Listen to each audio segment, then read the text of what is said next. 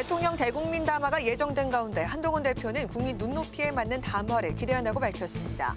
민주당은 여러 의혹에 대한 진상을 밝히고 김 여사 특검을 수용해야 한다고 거듭 강조했습니다. 국민의힘은 민주당의 금투세 폐지 결론을 환영한다면서 여야의정 협의체와 연금개혁특위 구성에 동참할 것을 촉구했습니다. 민주당은 금투세 폐지의 후속 조치로 상법 개정안을 이번 국회 내 처리하겠다고 선언했습니다. 우원식 국회의장이 제10차 G20 국회의장 회의 참석을 위해 브라질로 출국했습니다. 회의 참석 후 파나마로 이동해 기후인프라 협력 방안 등을 논의할 예정입니다. 파워 인터뷰, 오늘은 국민의힘 최영두 의원 모시고 윤 대통령이 7일 기자회견에서 국정 쇄신의 해법을 찾고 김건희 여사 논란에 대해 돌파구를 마련할 수 있을지 전망해 보겠습니다.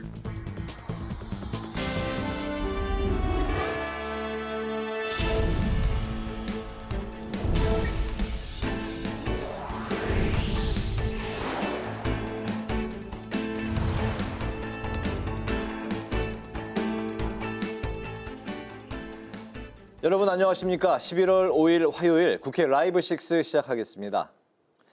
윤석열 대통령이 모레 오전 10시 대국민 담화를 통해 국정 현안 전반과 여러 논란에 대한 입장을 밝힙니다. 이와 관련해 한동훈 국민의힘 대표는 국민 눈높이에 맞는 담화가 돼야 한다고 강조했는데요. 국민의힘은 금융투자소득세 폐지를 결정한 민주당을 향해 여야의정 협의체와 연금개혁특위 구성에도 나서라고 촉구했고 이재명 대표의 1심 선고 공판은 생중계돼야 한다고 주장했습니다. 장정영 기자가 보도합니다. 모레 윤석열 대통령의 대국민 담화를 앞두고 한동훈 국민의힘 대표가 국민 눈높이를 강조했습니다. 어제 공개적으로 윤 대통령을 향해 대국민 사과와 참모진 전면 개편, 쇄신용 개각과 김건희 여사 대외 활동 중단을 촉구한 한 대표는 대통령실의 인적 쇄신 필요성에 거듭 방점을 찍었습니다. 국민의 눈높이에 맞는 담화가 되길 기대하고요. 반드시 그래야 한다라고 생각합니다. 인적 쇄신이라는 것이 어떤 심기일전해서 새로운 출발을 하고 2년 반이나 남았잖아요. 신뢰를 다시 받고. 한 대표는 20년 이상 당을 후원해온 평생 당원들과 간담회도 갖고 국민의힘을 지지하는 것이 부끄럽지 않게 하겠다며 당의 변화와 쇄신을 약속했습니다. 민생을 고리로 더불어민주당을 향한 공세도 이어갔습니다. 추경호 원내대표는 민주당이 금융투자소득세 폐지로 입장을 정리한 데 대해 늦었지만 다행이라면서 여야의정 협의체와 연금개혁특위 구성에도 동참하라고 촉구했습니다. 민주당도 더 이상 당락에 따라 민생을 재단할 것이 아니라 여야 의정 협의체와 연금개혁 특위 참여로 민생 안정 열차에 동참해 주시기 바랍니다. 이와 함께 국민의힘은 오는 15일과 25일 예정된 이재명 대표의 공직선거법 위반과 위증교사 혐의 1심 판결이 국민 알 권리를 위해 TV로 생중계돼야 한다고 주장했습니다. 추경호 원내대표는 이 대표가 무죄를 주장해온 입장에서 생중계를 거부할 이유는 없을 거라며 만약 이 대표가 생중계에 동의하지 않는다면 재판부에서 결단을 내려야 한다고 강조했습니다. 국회 방송 장정현입니다. 더불어민주당은 김건희 여사의 공천 개입 의혹이 담긴 명태균 씨의 녹취록을 추가로 공개했습니다. 이 같은 의혹 해소를 위해서는 김건희 여사 특검법밖에 없다며 의결될 때까지 비상행동에 돌입하기로 했습니다. 보도에 김희연 기자입니다. 더불어민주당은 명태균 씨의 녹취록을 추가로 공개하며 김건희 여사의 공천 개입 의혹을 강조했습니다. 김영선 전 의원의 공천이 여의치 않자 윤상현 공천관리위원장에게 압박이 이루어지던 시점에 통화한 것으로 보인다고 설명했습니다. 민주당은 오는 14일 본회의에서 김건희 여사 특검법 처리를 목표로 오늘부터 비상행동에 돌입합니다. 매일 저녁 국회 중앙홀에서 국정농단을 규탄하고 김건희 여사 특검법 수용을 촉구할 계획입니다. 박찬대 원내대표는 윤석열 대통령과 김건희 여사가 공천 개입과 공천 거래 의혹에 대해 직접 국민 앞에 나와 진상을 밝히고 책임져야 할 것은 책임져야 한다고 말했습니다. 또 한동훈 국민의힘 대표가 윤 대통령의 대국민 사과와 참모진 전면 개편 등을 요구했지만 그것만으로는 부족하다며 김건희 여사 특검만이 유일한 해결책이라고 강조했습니다. 민주당은 오늘부터 김건희 특검법 관철을 위한 국회의원 비상행동을 시작합니다. 민주당은 김건희 특검법을 반드시 관철하고 국정농단 진상 규명의 끝장을 볼 때까지 국민과 함께 싸우겠습니다. 이런 가운데 민주당은 금융투자소득세 폐지에 동의하는 대신 후속 조치로 회사의 분할과 합병 등의 과정에서 소액 주주를 보호하기 위한 상법 개정안에 속도를 내고 있습니다. 민주당은 일반 주주들의 이익을 보호하고 증시 선준화 정책에 앞장설 것이며 그 첫 단추로 상법 개정안을 이번 국회 내에 반드시 통과시키겠다는 말씀을 드리겠습니다. 민주당은 정부의 내년도 예산안 편성에 대해서도 법무부와 대통령실 등의 특수활동비와 고위공무원 월급 증액 예산을 삭감하고 지역사랑 상품권, 국민안전사업 확대, 그리고 저출생 관련 예산 등을 확충하겠다고 밝혔습니다. 국회 방송 김희연입니다.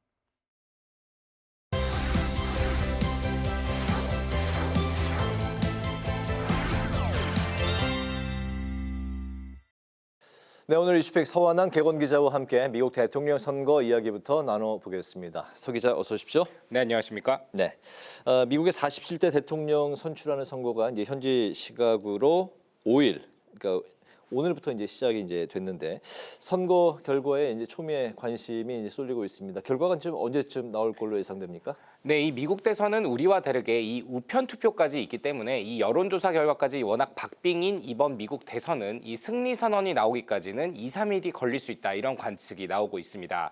또 코로나 팬데믹 이후에 이 달라진 투표 흐름도 선거 결과가 더 늦게 나오게 될 이유로 꼽히고 있습니다. 이 사실 과거의 미국 대통령 선거를 보면요. 이 승패 윤곽이 사실 선거 다음 날, 즉 이번 선거 기준으로는 6일 새벽에는 나왔습니다. 한국 시간으로 치환하면 6일 오후에는 확인할 수 있었던 건데요. 하지만 이번에는 워낙 초박빙 선거고 또 미국 언론들에 따르면 이 사전 투표에 참여한 이 유권자만 7,500만 명에 달한다고 합니다. 네. 또 3,259만 명이 이 우편 투표를 했다고 하는데요. 이 아직 도착하지 않은 투표까지 고려를 하면 이 사전 투표는 더 늘어나게 됩니다. 개표의 시간이 소요되는 이 사전 투표 또 우편 투표 비중이 높다는 점, 또 초접전 양상으로 전개가 돼서 재검표 요구 가능성이 있다는 점 등 이 변수가 많아서 승리 선언 또 패배 인정 선언이 나오려면 현지 시간으로 7일이 넘어야 가능할 것이다. 이런 관측들이 나오고 있습니다. 네, 세계의 모든 눈이 미국에 현재 쏠리고 있는데 말씀하신 대로 이제 역대급 초박빙 선거다 이런 예측이 나오고 있습니다. 해리스냐 트럼프냐 누가 되는지에 따라서 이제 한반도 외교 흐름에도 커다란 영향을 주겠죠? 네, 그렇습니다. 제가 예전에 이 외교부에 출입을 했었던 적이 있었는데요. 네. 그때 들었던 얘기 중에 하나가 뭐였냐면 한국의 진보 정권일 때는 미국의 보수 정권이 있는 것이 좋고 한국이 보수 정권이면 미국에는 진보 정권이 있는 것이 서로 궁합이 맞는다. 이런 얘기들이 사실 좀 있었습니다. 현재 윤석열 정부와 이 미국의 바이든 정부가 큰 틀에서는 공조가 원활하게 이루어지는 점을 보면 이 말이 어느 정도 맞는 건데요. 때문에 이 해리스 민주당 후보가 당선이 되면 이 바이든 정부 때와는 큰 틀에서는 크게 달라지지 않는 이 외교 기조가 계속이 되겠지만 거꾸로 이 트럼프 공화당 후보가 당선이 될 경우에는 미국에서 한국이나 한국 기업의 제품들을 상대로 하는 자국 우선주의가 본격화될 것이다. 이런 우려가 나오고 있습니다. 당장 이 주한미군 철수나 이 분담금에 대한 확대를 트럼프 후보는 직접 언급하기도 했었고요. 또 이 북한의 비핵화를 추진하는 이 방식부터 러시아와 우크라이나의 전쟁에 대해서 미국의 역할을 최소화할 것이다라는 얘기도 이미 한 바 있습니다. 특히 우크라이나 전쟁의 경우에 대해서는 북한의 참전이 더 확실해지고 있는 그런 상황에서 우리나라 정부의 대응 방식이 이 미국 대선 결과에 따라 달라질 수 있어야 한다. 이런 얘기도 나오고 있습니다. 네, 한국 정치 상황으로 들어와 보겠습니다. 국정감사 한 달 동안 명태균 씨의 녹취 파일이 이제 공개가 되면서 윤석열 정부가 한층 더 좀 흔들리고 있는 양상인데 지지율이 이제 계속 하락하니까 당초 이제 11월 말로 예정됐던 대국민 담화문이 그게 이제 기자회견과 함께 오는 7일에 함께 열기로 했네요. 네, 그렇습니다. 이 국정감사 시즌과 함께 참 다이나믹했던 10월이었던 것 같습니다. 또 11월은 역시나 여당이나 야당 모두 이 경랑이 예고되는 그런 한 달인 것 같은데요. 이 원래 대통령실에서 11월 말로 이 대국민 담화를 준비했던 것은 해외 순방 일정도 있지만 사실 11월 15일과 25일에 열리는 이재명 민주당 대표의 1심 선거 일정을 고려한 게 가장 컸다는 게 공공연한 얘기입니다. 하지만 최근 여당 내에서도 이 지지율이 하락하면서 우려의 목소리가 커지자 대통령실에서는 어제 저녁에 7일 이 대국민 담화를 예고를 했습니다. 이에 대해서 추경호 국민의힘 원내대표는 어제 대통령실에 들어가서 가급적이면 일찍 할 것을 건의드려서 이게 관철됐다라고 설명을 했는데 이 최근 지지율이 10% 후반대까지 떨어지고요. 또 전통적인 지지층인 60, 70대나 TK에서 지지율이 흔들리는 것이 반영됐다라는 분석이 나옵니다.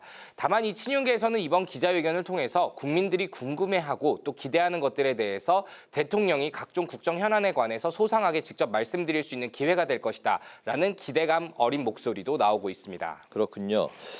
대국민 담화 그 내용과 이제 수위 조절에 대해서도 많은 관심이 쏠리고 있는데 어제 그 한덕수 총리가 이제 대독했던 대통령의 시정 연설 자화자찬했다 이런 이제 비판의 목소리도 나오고 있네요. 네, 그렇습니다. 제가 10년 넘게 기자 생활을 하면서 대충 추려보니까 10번 정도의 이 대통령의 대국민 담화를 팔로잉을 했었던 것 같습니다. 네. 그리고 그때마다 이 민심을 제대로 읽고 낮은 자세로 설명을 했다라고 느꼈던 적은 없었던 것 같은데요. 이 특히 정권이 2에서 3년 차로 넘어가게 되면 그동안에 추진했던 정책들에 대한 성과를 강조하는 데 집중을 하거나요. 언론들이 부족하다고 지적하는 부분에 대해서는 앞으로 해결해 나갈 것이라고 말하는 게 대부분이었기 때문이었던 것 같습니다. 어제 이뤄진 한덕수 국무총리의 이 대통령 시정연설 대동 역시 비슷한 취지였던 것 같습니다. 지난 2년 반 동안 쉴 틈 없이 달려왔다는 말로 성과를 강조하면서 국회에 협조를 요구하는 게 눈에 띄는 그런 시정연설이었는데 윤 대통령은 대독을 통해서 주력산업 수출 활성화와 체코 원전 우선 협상 대상자로 선정된 것, 또 외국인들의 투자 유치 등을 성과로 제시했고요. 의료개혁 등 이 4대 개혁과 저출생 해결 의지를 거듭 강조하면서 정부의 예산안 처리 협조를 당부하는 게 눈에 띄었습니다. 물론 이 예산안 시정연설은 한덕수 총리가 대독한 것이기에 이와 다르게 대국민 담화나 이 기자회견에서는 김건희 여사나 명태균 씨와 관련된 논란이 거론될 수밖에 없겠지만요.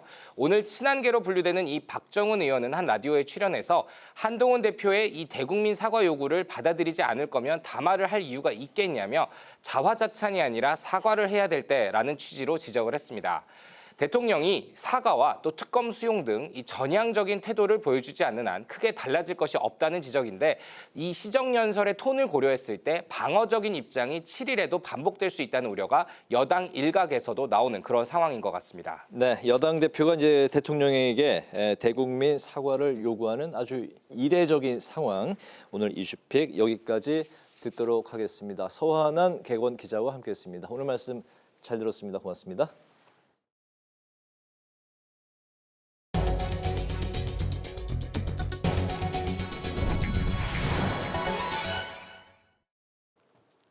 우원식 국회의장이 6박 10일 일정으로 오늘 브라질과 파나마 공식 방문길에 올랐습니다. 우 의장은 브라질에서 열리는 G20 국회의장 회의에서 기후위기 대응과 관련해 지속가능한 발전에서 의회의 역할의 주제로 연설할 예정입니다. 오다인 기자입니다. 우원식 국회의장이 오는 7일 브라질에서 열리는 제10차 G20 국회의장 회의에 참석하기 위해 출국했습니다. 의장 취임 후 줄곧 기후국회를 강조하며 국회 탄소중립 로드맵 수립 등을 주도해온 우 의장은 지난달 제2차 한중앙아시아 국회의장 회의에서 기후위기 해결을 위한 의장회의 출범을 제안해 만장일치로 채택시킨 데 이어서 이번 G20 국회의장 회의에서도 기후위기 대응을 주제로 연설에 나설 계획입니다. 기후위기 해결을 위한 의회 지도자의 역량을 모읍시다. 의회 정상들이 연례적으로 입법 경험과 정보를 공유하면서 의회 고유의 역할을 기반으로 우 의장은 이번 순방에서 브라질 등 G20 회원국 고위급과 양자 회담을 갖고 한반도 평화에 대한 국제적 지지 기반을 확립하고 우리나라 기업에 대한 관심과 지원도 당부할 예정입니다. 브라질 순방을 마친 뒤에는 중앙아메리카 8개국 가운데 대한민국의 최대 교역 파트너인 파나마를 공식 방문합니다. 우 의장은 파나마 대통령과 국회의장 등 고위급 인사를 만나 수자원 관리, 기후 친환경 인프라 분야에서 한국과 실질적인 협력을 강화하는 방안을 논의할 전망입니다. 국회 방송 오다인입니다. 국회 교육위원회가 고교 무상교육 지원을 연장하도록 한 지방교육재정교부금법 개정안을 안건조정위원회에 회부했습니다.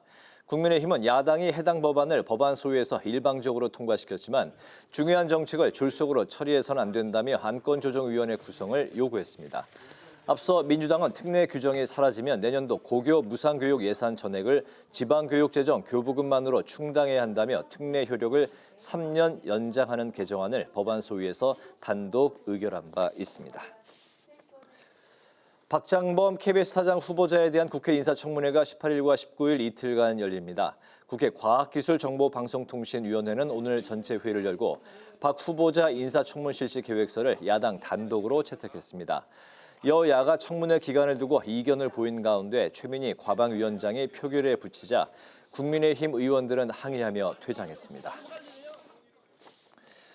국민의힘이 현재 60세인 정년을 65세까지 단계적으로 연장하는 방안을 추진합니다. 조경태 당 격차 해소 특별위원장은 오늘 회의에서 65세까지 정년을 연장하는 것에 대해 특위위원들의 공감대가 형성됐다며 내년 초 개정안을 발의하는 것을 목표로 논의를 진행하기로 했다고 밝혔습니다. 특위는 이와 함께 임금 체계를 개편하고 청년 일자리 감소를 방지하는 방안도 함께 논의할 계획입니다. 더불어민주당은 북한의 탄도미사일 발사를 규탄했습니다. 민주당은 논평을 통해 북한이 지난달 31일 ICBM 고각 발사 이후 5일 만에 오늘 아침 동해상으로 추가 탄도미사일을 발사했다며 이는 명백한 유엔 안보리 결의 위반이라고 비판했습니다. 또 북한이 해외 파병과 연이은 군사 도발로 국제사회의 긴장을 키우고 있다고 지적하고 파병한 군 병력의 철수를 강력히 규탄했습니다.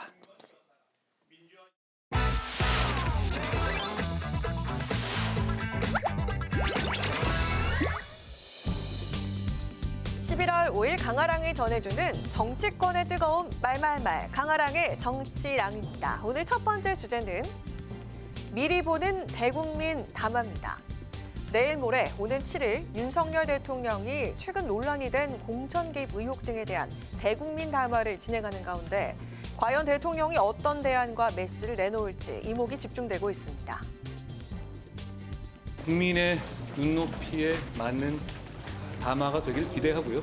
반드시 그래야 한다라고 생각합니다. 인위적인 인적 쇄신은 안 할 거다 이런 입장으로 좀 알려져 있는데 어떻게 보세요? 더 필요하다라고 보시는? 심기일전해서 새로운 출발을 하고 2년 반이나 남았잖아요. 신뢰를 다시 받고 그런 차원에서 필요하다는 것이잖아요. 왜 해야 되느냐에 대한 국민적인 필요성과 공감이 충분히 있다고 생각합니다. 앞서 윤 대통령을 향해 대국민 사과가 필요하다고 역설한 한동훈 대표는 무엇보다 대통령의 과감한 쇄신 개각을 촉구했습니다. 친윤계 인적 쇄신을 요구하는 목소리에 이렇게 응수했습니다. 단순히 국면을 전환하기 위해 사람을 바꾸는 것은 우리가 이제는 지향해야 할 점이 아닌 것이 상대를 무조건 비판하고 비난하고 공격하기 위해서 쇄신하라는 것은 조금은 결이 다르다 생각하고요. 국민들께서 납득할 만한 이런 변화는 있지 않겠나 생각이 됩니다.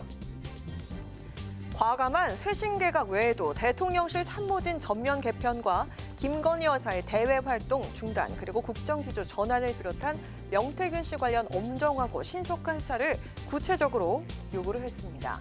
대통령이 이를 어디까지 받아들일 것이냐 부분도 관전 포인트입니다. 진정성 있게 좀 수용을 해야 되고 용산의 여러 참모들도 그간에 좀 진중하게 또 진언을 드리고 이렇게 했기 때문에 최근에 제기되고 있는 여러 가지 비판적 시각을 해소할 수 있는 그런 진정성 있는 담화 내용이 되지 않을까 기대를 하고 있습니다. 민주당은 대통령의 대국민 담화의 성패는 김건희 여사에 대한 특검 수용 여부에 달렸다는 점을 강조했습니다. 여당 내에서도 제대로 된 메시지가 나와야 한다는 목소리가 나왔습니다. 자화자찬적인 메시지는 하시면 안 될 것 같아요. 그다음에 국민들에 대한 진솔한 사과가 필요하다고 생각해요. 이것이 법적으로 아무 문제가 없지 않느냐라는 얘기를 국민들이 받아들이지 않습니다. 이번 대국민 담화가 과연 10%대로 추락한 국정 지지율을 반등시키고 국정 쇄신과 분위기 반전의 계기가 될 수 있을지 국민들의 기대와 우려가 교차하고 있습니다. 두 번째 주제입니다. 금투세 폐지, 그 이후입니다. 금융투자소득세 문제를 두고 그간 혼선해 보여왔던 민주당이 폐지 쪽으로 결론을 낸 가운데 내년 1월 시행 예정이었던 금투세는 결국 시행 전 폐지 수순을 밟게 됐습니다. 소득이 있는 모든 곳에 세금을 매긴다는 원칙 아래 2020년 도입을 발표한 금투세. 조세 정의와 증시 부양론이 맞섰지만 불가피한 현실론을 택하게 된 건데요. 민주당 내에서 적극적으로 금투세 시행을 주장해왔던 진성준 정책위 의장은 금투세 폐지 당론 확정 이후 다시금 유예론을 언급했습니다. 혼란이 계속 가중될 상황이 예상되기 때문에 정치적 여건이나 주식시장 상황을 보아서 재입법하기로 하고 현 수준에서는 폐지하자 이렇게 결정한 것으로 압니다. 정무적 판단이 훨씬 컸다고 생각합니다. 그런가 하면 원칙을 저버렸다는 전통적 지지층의 비판을 의식한 탓일까요? 김민석 최고위원은 금투세 폐지의 책임이 여당에 있다는 점을 강조하기도 했습니다. 여당이 폐지하겠다고 하니까 그리고 사실은 저희가 다른 입장을 내서 이게 법을 추정을 해도요. 어차피 윤석열 대통령이 거부권을 내서 이것이 그냥 폐지가 아니면 원안으로 가버리면 대혼란이 오기 때문에 방법이 없어서 저희가 그렇게 한 겁니다. 민주당 최대 규모 의원 모임인 더 좋은 미래는 당 정책의 일관성과 신뢰성이 훼손되고 소탐대실하지 않을까 하는 우려와 유감을 표한다면서 실망한 지지층을 위한 후속 대처를 주문했고요. 민주당과 선명성 경쟁을 벌이는 조국 혁신당은 과세 원칙에서 후퇴한 결정에 깊은 유감을 표한다며 반대 의사를 밝혔습니다. 민주당은 현재 야권이 오랜 과제로 주장해온 상법 개정안의 정기국회 내 처리를 약속하면서 지지층 달래기에도 나서고 있는 상황입니다. 우리 민주당은 증시가 정상을 회복하고 또 기업의 자금 조달 그리고 국민 투자 수단으로 자리 잡을 수 있도록 상법 개정을 포함한 입법과 증시 선진화 정책에 총력을 기울이겠다는 말씀을 드립니다. 또한 금투세 폐지 후속 조치로 민주당은 주식시장 활성화 TF도 구성을 하기로 했습니다. 이사의 주주 충실 의무, 대주주의 이사 선임 문제 등을 논의하는 토론회를 개최할 예정입니다. 차기 대권을 바라보는 이재명 대표의 큰 그림이자 중도층을 겨냥한 전략적인 우클릭 행보란 평가 속 금투세 폐지 결정 이후에 민주당의 추가적인 조치에 귀추가 주목됩니다. 지금까지 강아랑의 정치랑이었습니다.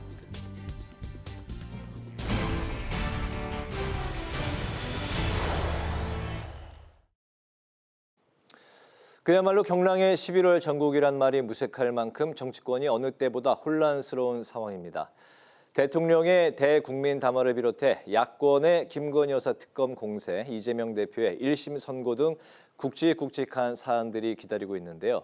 장현주 더불어민주당 법률위원회 부위원장과 전화로 연결해서 민주당의 상황을 들어보겠습니다. 안녕하십니까? 안녕하십니까? 네, 안녕하십니까? 네. 내일 모레 예정된 대통령의 대국민 담화에서 지지율 20% 선이 무너진 만큼 단순한 사과만으로는 사태가 진화되지 않을 것이라는 분석이 나오고 있는데요. 민주당은 김 여사의 특검을 수용해야 한다는 점을 이제 강조하고 있는 상황인데 모레 이제 기자회견에서 대통령 입에서 이 내용만큼은 꼭 나와야 한다는 그 부분이 있을까요? 사실 많은 분들이 과연 대통령이 정말 유감 표명 수준을 넘어서서 사과를 할 것인가에 대해서도 많은 주목을 하고 계신 것 같습니다. 네. 저도 그 부분을 좀 주목해서 보긴 할 건데요. 물론 지금 상황이 사과만으로 모든 문제가 해결되기에는 이미 부족한 시점이라고 생각합니다. 그렇기 때문에 사과로 모든 문제가 해결되진 않겠지만 적어도 대통령이 사과로 시작을 해야 된다고 생각하거든요. 그래서 적어도 국민들께 낮은 자세로 진솔하게 사과를 하는 식으로 일단 담화가 시작이 돼야 되고 그 이후에는 구체적인 좀 해명이 나와야 될 것 같습니다. 해명은 김건희 여사와 관련된 여러 가지 문제들에 대해서도 당연히 해명이 나와야 되는 것이고 특히나 지난주에 나왔던 명태균 씨와 대통령의 육성 녹음, 특히 공천 개입 정황이 드러난 부분이 있기 때문에 이 해명을 좀 자세하게 해주셔야 될 것 같아요. 근데 이 해명의 수준이 지난번 대통령실에서 나왔던 해명처럼 뭐 명태균 씨에게 좋게 이야기해 준 거다, 뭐 덕담 수준이다, 또는 정진석 실장 이야기했던 것처럼 뭐 정치적, 법적, 상식적으로 아무런 문제가 없다, 이런 정도의 해명이 대통령의 입에서 나온다라고 한다면 저는 안 하는 일만 못한 해명일 거라고 생각합니다. 그렇게 되면 호미로 막을 거를 이젠 가래로도 못 막게 될 것이기 때문에 대통령께서 과연 그 전화통화 내용의 전후 사정이 어떤 것이었고 왜 그런 말을 하게 됐는지에 대해서 구체적으로 말씀해 주셔야 될 것 같고요. 그리고 만약에 사과가 나온다면 우리는 항상 사과가 있으면 재발 방지 대책이 필요하고 결국에는 이 문제들을 어떻게 해결할 거고 대통령이 앞으로 어떻게 변할 것인지를 국민들께 보여드려야 될 텐데 이 방식으로는 인적 쇄신이라든지 김 여사에 대한 활동 중단이라든지 여러 가지 요구사항들이 있습니다. 그런데 지금 예상을 해보자면 아마 이번 달에 있을 대통령의 외교 일정에 김건희 여사가 동행할 가능성이 지금 높게 점쳐지고 있잖아요. 사실 내일 담화나 기자회견 과정에서 대통령이 김 여사의 활동은 중단하되 외교 일정은 같이 동행하겠다라고 말씀하실 수도 있거든요. 만약에 그렇게 되면 국민들 보시기에는 특히 이제 민주당이 보기에는 사실상 김건희 여사에 대한 해명이라든지 또는 구체적으로 앞으로의 해결책이라든지 이런 부분이 미흡하다라고 볼 수밖에 없고 결국 대통령의 입에서는 아마 기자들의 질문이 나오겠지만 김건희 여사에 대한 특검법을 수용할지 말지 이 부분에 대한 확실한 전 답이 필요하다고 생각합니다. 적어도 이번만큼은 거부권을 행사하지 않겠다라는 목소리를 저는 국민들이 기다리신다고 생각합니다. 네. 네, 저희 장현주 부위원장님과 전화 연결로 이야기 나누고 있는데요. 방금처럼 답변은 짧지 않게 저희가 충분히 시간 드릴 테니까 충분히 들어보도록 하겠습니다. 다음 질문 드리겠습니다. 민주당이 잠시 후 8시에 김 여사 특검법 관철을 위한 비상행동 선포식을 엽니다. 특검법 본회의 처리 전날인 13일까지 농성을 이어갈 계획으로 전해지고 있는데요. 그런데 그 박찬대 원내대표가 특검의 내용이나 형식 등에 대해선 여당과의 논의 가능성을 지금 열어둔 상황 아니겠습니까? 네. 민주당의 특검 처리 계획에 변수가 생길까요? 어떨까요? 저는 큰 틀에서는 크게 변화는 없다고 생각합니다. 민주당 입장에서는 묵묵히 갈 길을 가는 상황이고요. 사실 김건희 여사 특검법이 지난번에 결국 부결이 되고 나서 민주당이 밝힌 것이 국감 이후에 다시 진행하겠다 했거든요. 사실 민주당이 지금 짜놓은 시간표대로 가고 있는 것이고 다만 이 특검법이 다시 국회에서 통과가 되더라도 대통령이 거부권을 행사하게 되면 또 문턱에서 막히는 경우들이 있었기 때문에 그래서 지난 주말에 장애 집회를 통해서 국민들께 또 국민들의 민심을 모아서 대통령이 거부권 행사하지 못하도록 또 이런 부분들을 좀 함께 힘을 모으고 있는 것이고 특히 오늘부터 이루어질 국회에서의 이런 선포식이라든지 이런 부분들은 여당 의원들에 대한 메시지도 저는 있다고 생각합니다. 당연히 여당 내부의 의원들이 이 특검법에 대해서 독소조항이 있다라고 보신다면 박찬대 원내대표가 이야기하는 것처럼 이것도 협상할 여지가 우리는 있다는 거거든요. 민주당은 그것까지도 받아주겠다는 것이고 따라서 여권에 있는 의원들도 지금 마음을 바꿔서 지금 현재 김건희 여사 특검법을 닫지 않고는 이 전국의 지금 꼬인 부분, 특히 집권 여당이 처한 여러 가지 악재들을 해결할 수 없다라는 부분을 저는 여당 의원들도 지금 조금씩 동의하시는 분들이 계신다고 저는 생각합니다. 네네. 어제 국민의힘이 법원에 이재명 대표의 오는 15일 1심 선고를 생중계해달라는 탄원서를 제출했는데요.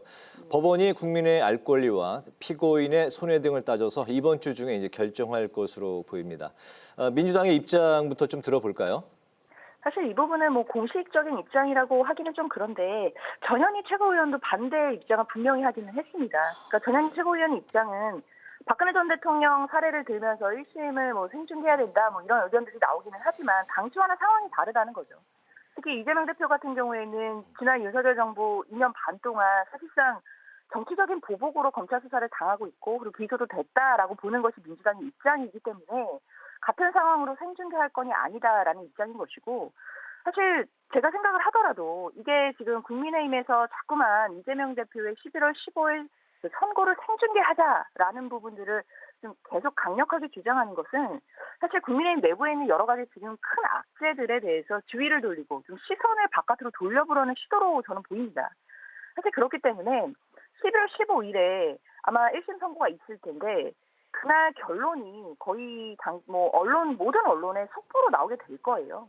사실 그렇다고 한다면 굳이 생중계를 하지 않더라도 거의 결론이 생중계로 속보처럼 국민들이 들을 수 있게 될 테니까 알 권리는 저는 충분히 보장될 수 있다고 생각이 들고 다만 이 재판을 생중계함으로써 또 이재명 대표에 대해서 특히 야당 대표에 대해서 여러 가지 인권적인 침해 부분 그리고 그동안 수사와 또 기소를 당해왔던 부분들까지 고려한다고 한다면 또 생중계가 되는 것까지는 너무도 인권을 침해하는 부분이 있지 않나라는 부정적인 생각이 듭니다. 네, 그 생각을 저희가 여쭤봤고요. 말씀하신 네. 것처럼 이건 국민 알 권리다, 그리고 인권 침해다, 두 가지 의견이 상반되고 있는 그런 분위기인데 그렇다면 법원이 과연 어떤 결정을 내릴까요? 전망을 좀 해볼까요? 그렇죠. 아시다시피 이걸 생중계를 할지 말지에 대한 결정은 그 담당 재판부의 허가 사항입니다. 당연히 그 재판을 절차 진행하는 부분의 핵심적인 영역이기 때문에 재판부가 결정을 하는데 피고인 그러니까 이재명 대표가 동의하지 않더라도 정말 공익이 크다라고 본다면 허가하는 경우도 있기는 합니다. 다만 이 경우에는 사실상 알 권리라는 차원 자체가 앞서서도 말씀드렸지만 결론도 아마 그날 당일이 되면 거의 속보로 실시간으로 공개가 될 수 있는 상황이기 때문에 과연 국민의 알 권리도 어느 정도 보장받는다라는 측면을 재판부가 고려한다라고 하면 사실은 저는 생중계가 허가되지 않을 가능성이 더 높지 않을까 생각이 듭니다. 네, 오늘 말씀은 여기까지 들어보도록 하겠습니다. 고맙습니다. 감사합니다. 지금까지 장현주 더불어민주당 법률위원회 부위원장과 이야기 나눠봤습니다. 지금부터 많은 감사 제가 이렇게 말하겠습니다.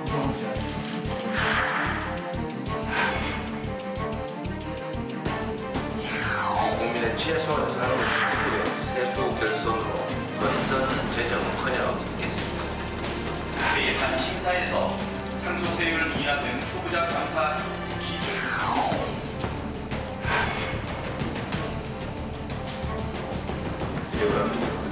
소위 원의 안보를 지키기 위해서.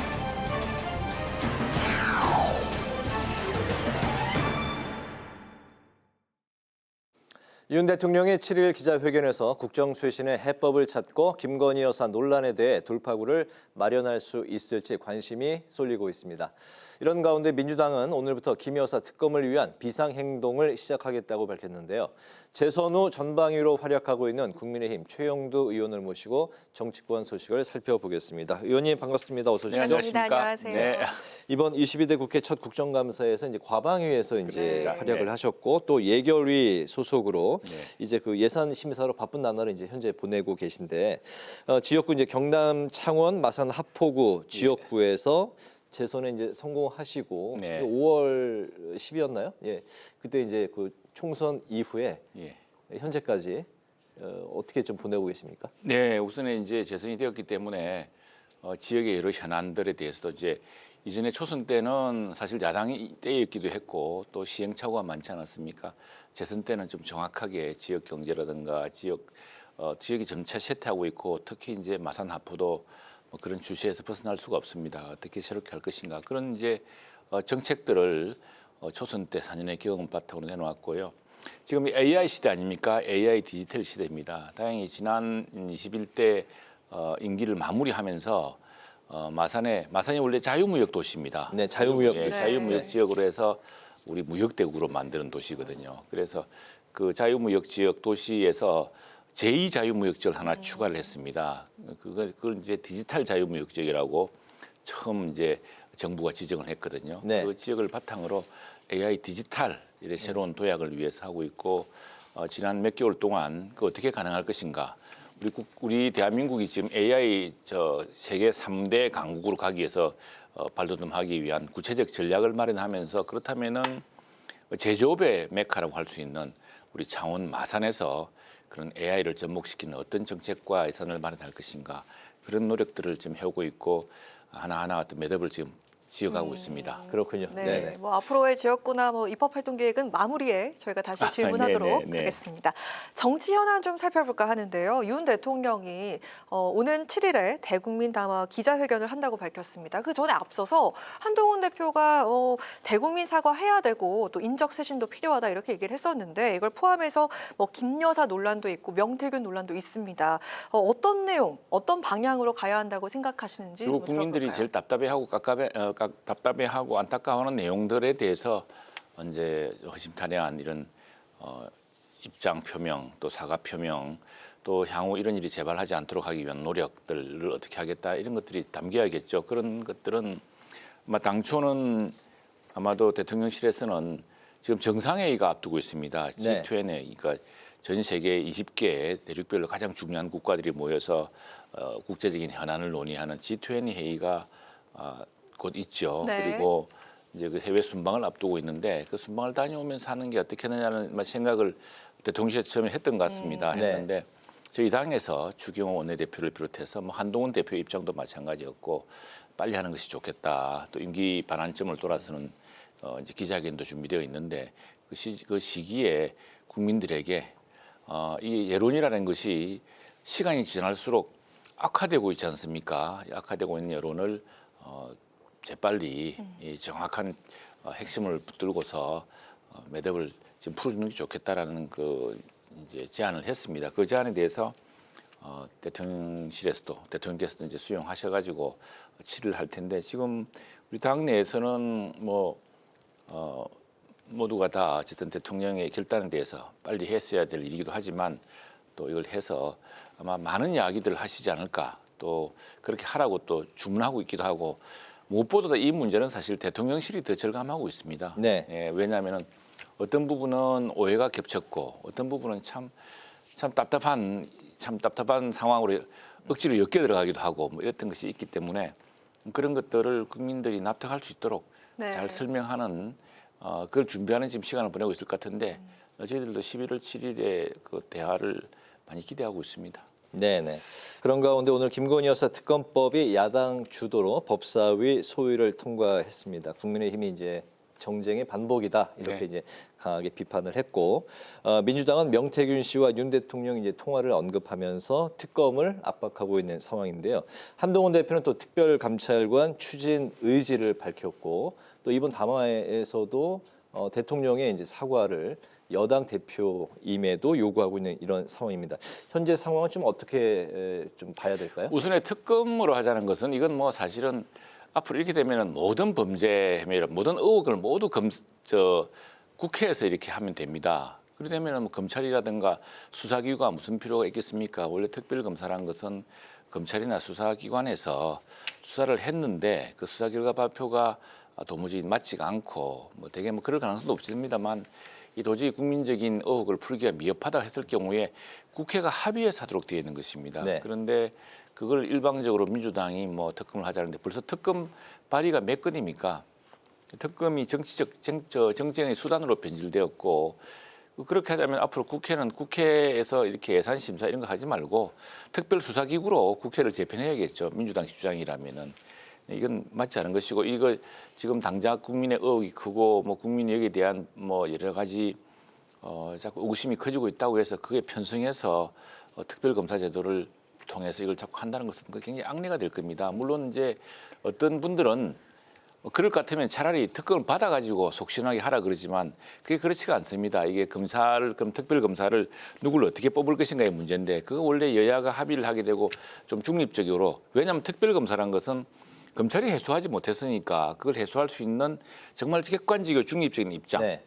근데 지금 야당에서 주장하는 것은 아무래도 검찰은 대통령이 인사권자에서 이렇게 쭉 명령체가 있기 때문에 뭐 여당 편을 들지 않겠나 뭐 이런 것 때문에 이제 특별검사를 요구를 할 텐데 마찬가지로 그렇다고 하더라도 그럼 야당이 뭐 자기들 정쟁을 일방적으로 되풀이하기 위해서 뭐 수사 결과는 내치고 뭐 당장 이것저것 온갖 것 한번 다 해보자고 그 끝도 없는 수사를 시작하자면 그것도 엄청난 국력 낭비가 되겠죠. 그렇기 때문에 특별검사는 여야가 모두 같이 해서 합의를 보는 방식인데 지금 민주당이 주장하는 방식은 우리 국민들 중에서 일부 그럴 것 같으면 특별검사를 받아서 시원하게 의혹을 해소하면 되지 왜 그걸 가지고 버티느냐라고 이제 답답하시는 분이 있습니다. 그런데 진실을 말씀드리자면 이런 민주당 주도의 특별검사는 그걸 해소하기 위한 게 아니고 끝없는 의문과 끝없는 의구심 나중에 아무것도 없는 것으로 밝혀지더라도 끝없게 되풀이할 그런 방식으로 활용할 게 뻔하기 때문에 중간에 뭐 특별검사의 중간 발표 그래가지고 또 정쟁을 일으키고 그런 것들이 바람직하지 않죠. 그렇기 때문에 저희들은 대통령의 입장 표명 또 어떤 부분에서는 사과, 대책 이게 더 절박하다고 봅니다. 만일 이걸 통해서 국민들이 많이 납득하게 된다면은 그런 특별검사의 논란, 야당의 공세도 힘을 잃겠지요. 네.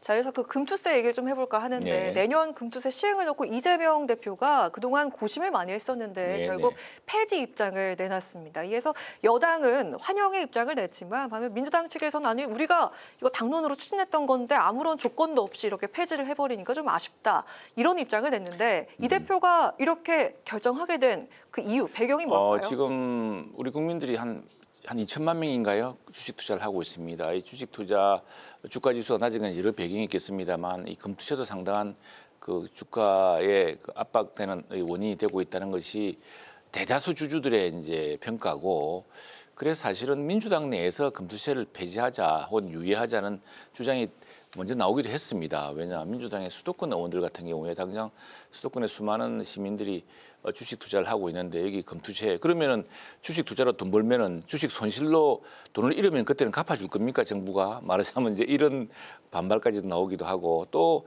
종합소득세라는 게 있기 때문에 나름대로 이게 다 과세되는 다른 방식이 있거든요. 그걸 매 주식 투자 때마다 이득을 보면은 그 한다면은 이게 절차도 복잡하고 결국에는 이제 민주당이 이재명조차 거절할 수 없었던 민심이 작동한 것이라 봐야죠. 다행히 그 금투세 폐지 결론이 나면서 시장의 반응이 아주 좋았습니다. 주가가 다시 상승하고 있고 이재명 대표도 지금 주식시장이 너무 어렵기 때문에 불가피하다는 이야기를 했을 만큼 그 현실적인 지금 문제점 또 현실적인 상황을 감안했다고 생각합니다. 네네. 민주당이 금투세를 이제 폐지한 대신에 주주의 권리를 이제 강화하는 상법 개정안을 이제 추진하고 있고 강행하고 있는 상황인데요. 국민의힘이 이제 이에 대해서 이제 논리적 모순이다 또 이제 비판하고 반대 뜻을 밝혔고 여야 협상 과정에서 이제 난항이 예상되고 있는 이제 포인트인데요. 민주당이 정기 국회 내에 시행하겠다 이렇게 관철시키겠다고 이제 못 박은 상법 개정안 좀. 의원님 의견은 어떻습니까? 이게 이제 우리 주식시장에서 걱정하고 우리 기업들이 걱정하는 그런 겁니다. 물론 주주의 권리라는 건 보장이 돼야 되는데 주주의 권리라는 것은 결국 주주총회에서의 표결이라든가 또는 주식 가격 또 주식을 그 주식이 전망이 있으면 주식을 사고 또 팔고 함으로써 이제 주주의 권리와 또 주주의 의사가 표시되는 거 아니겠습니까? 네. 그리고 지금의 상법이란 것은 이사의 책임입니다. 이사가 이제 감시를 하고 이사가 투자 결정에 있어서 큰 책임을 지도록 함으로써 이사의 업무와 권한이 상당히 중요해졌는데 이건 이제 일반 주주로 확산하자는 것입니다. 그 취지는 얼핏 들으면 그렇게 보이지만 심각한 문제는 이것이 이제 해외 투기 자본의 어떤 공격 수단으로 활용될 수가 있죠. 그렇게 될 경우에는 네. 지금 기업들이 안 그래도 과도한 사법 리스크로 인해서 신산업 투자나 인수합병을 지금 주저하고 있습니다. 기업은 때때로는 새로운 사업의 진출, 투자, 또 인수합병. 그런데 외국 기업, 투자 기업으로서는 그런 이 기업의 미래 가치에 큰 관심이 있는 게 아닙니다. 당장 여기서 내가 얼마의 투자 수익을 얻을 것이냐. 그런 투자를 하고 있기 때문에 그 사람들이 자신들의 투자 이익만을 목적으로 이제 주주 공격이 더 강화되겠죠. 지금의 체제에서도 외국계 투자 자본의 그 공격 같은 걸로 해서 상당히 주가 방어를 그러니까 주주 기업의 그 이익을 방어하기 어려운 측면들이 많은데 이럴 경우에 투기 자본의 공격을 유발할 것이다. 그것이 우리 선량한 주주의 이익을 보호할 것이 아니라 우리 주주들이 투자해놓고 그 주주 권리를 행사하기 위해서 모일 수 있겠습니까? 그렇지 않습니다. 근데 이건 뭐 이제 명백히 전문적인 투기 자본, 국내의 투기 자본이 그걸 빌미로 기업 가치를 훼손하게 되는. 그러니까 지금 장기적인 투자보다는 당장 그 배당 수독으로 다 내놔야지 왜 그걸 엉뚱하게 장기 투자를 하려고 하느냐.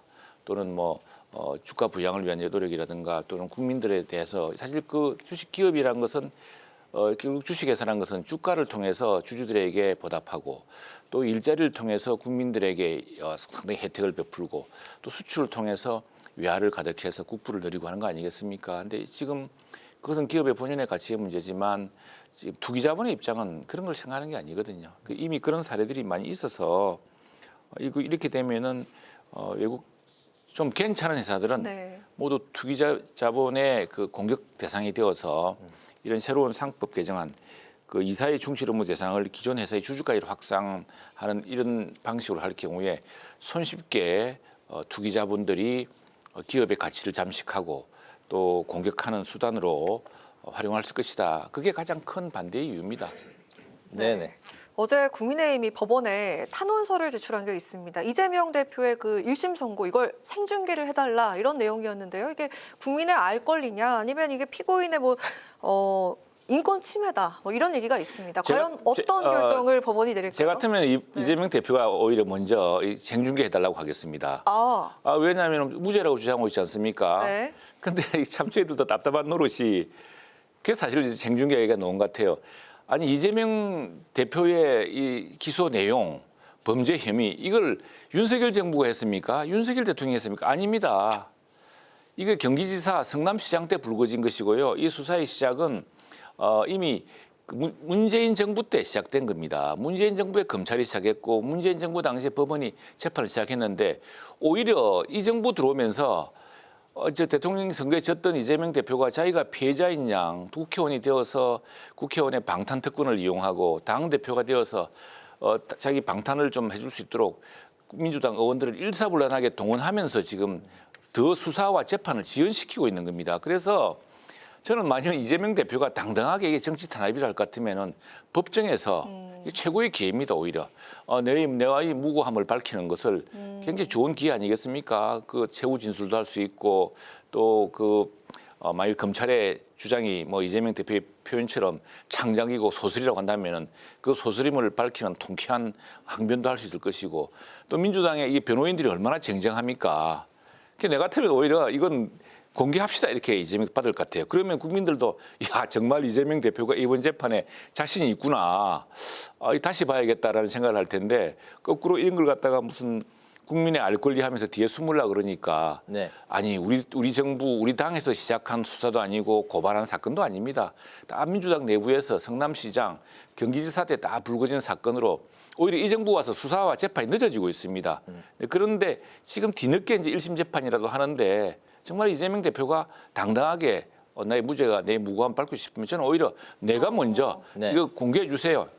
얼마나 시청률이 높겠습니까? 그러면은 그 순간 바로 검찰의 그 공소 사실이 얼마나 빈약한지를 이재명 대표의 표현대로라면은 소설이었다면 소설이라는 것을 밝혀낼 수 있을 것이고 저 같으면 그렇게 하겠습니다. 근데 그렇게 하지 않는 이유는 이 사건이 이재명 대표의 주장과 달리 굉장히 그 범죄 혐의가 농후하고 이미 지난번 그 영장 기각될 때 체포 영장이 기각되지 않았습니까? 그때 법원 판사가 했던 게 있습니다. 이 위정 교사는 그 혐의가 소명되고라는 게 있습니다.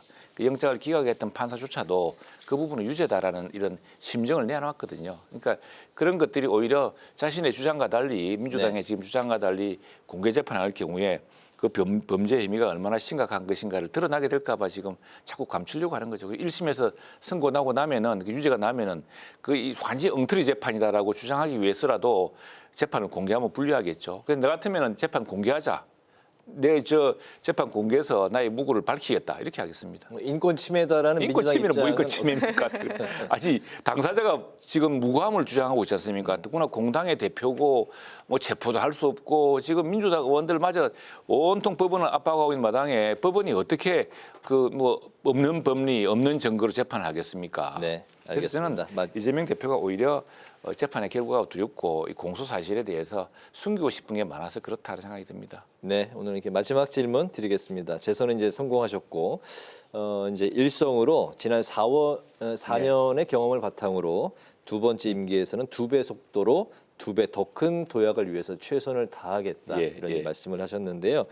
이번 이제 21대 국회에서 지역구와 입법 활동에서 어떤 계획과 포부를 갖고 계신지 들어보겠습니다. 예, 그래서 제가 과학기술정보방송통신위원회인데 그걸 과방이라 부릅니다. 이 잘못된 것입니다. 왜냐하면은 방송은 이 상임위원회 5개 주제 중에 하나일 뿐인데 지금 민주당이 다수당이다 보니까 온통 방송 이야기만 하고 있습니다. 그래서 제가 그렇게 하지 말고 AI 과학기술정보통신위원회와 방송을 분리해내자라고 제가 이야기하고 이건 실제로 우리 혁신 생태계 심지어 네이버라든가 이런 데서 주장하고 있는 내용입니다. 얼마나 국가 장기 과제를 좀먹는 이야기입니까? 방송 그 지배 구조를 둘러싼 논란 전부 지금 헌법재판, 행정재판에 다 가 있습니다. 그런데 그걸 또 국회에서 되풀이한다는 게 안타까워서 저는 AI 기본법 이번에 정부와 함께 AI 기본법을 연내에 통과를 시키고 지금 AI가 우리 국가의 운명, 우리 다음 세대의 미래를 결정할 중요한 사안입니다.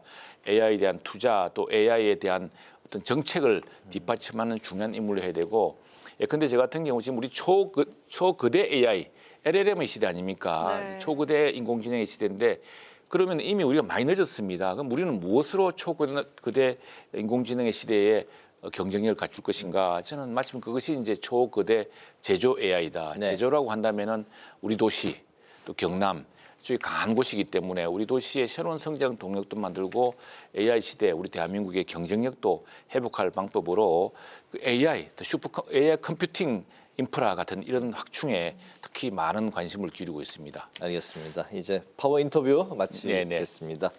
오늘은 국민의힘 최영두 의원을 모시고 윤 대통령의 대국민 담화에 대한 전망을 비롯해서 현안에 대해서 말씀을 들어봤습니다. 오늘 말씀 잘 들었습니다. 고맙습니다. 네, 고맙습니다. 네, 오늘 국회 라이브 6 여기까지입니다. 시청해주신 여러분 고맙습니다.